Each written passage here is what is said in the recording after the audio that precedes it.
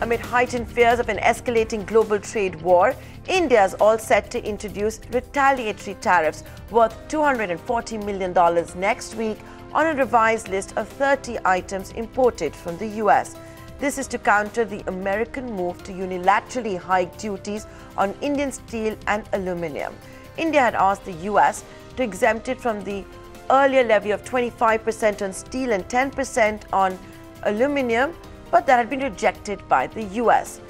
So, India this week notified to the World Trade Organization the revised list of 30 items it's been importing from the US, which includes almonds, apples, phosphoric acid, motorcycles, on which it will be imposing retaliatory tariffs. And India stands coming a few days after Suresh Prabhu, the Commerce Minister, returned from the United States. In fact, an Indian delegation is all getting set to fly to Washington, D.C. to negotiate a trade package. Here's the Commerce Minister, Suresh Prabhu, and on India's attempts to iron out the issues with the U.S. It's not only for India alone, they have announced for all the countries in the world. The world means they have taken some countries which are major exporters to China, US. So that is something which they have done unilaterally, against which we also taken some action. Now we'll talk about it and we'll try to resolve the issues.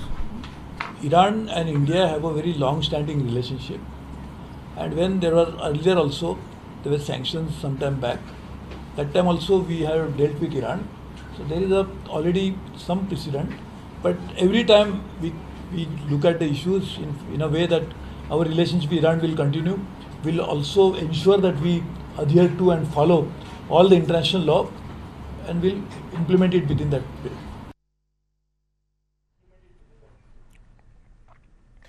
Yesterday, Donald Trump gave the green light to a 25% tariff on $50 billion of goods imported from China.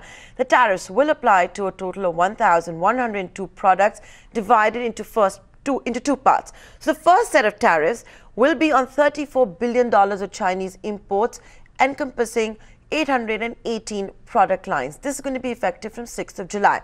The second set, that's going to be applicable to $16 billion of imports on 284 product lines. A statement from the State Department in the US says this is primarily on intellectual property as well as technology. China has now promised to retaliate in equal measure, saying its hands are tied. While it doesn't want a trade war, it will have to retaliate. So are we in the midst of a full-blown trade war between the world's two largest economies? Clearly, this is a developing story, and we are on top of it right here on ET Now.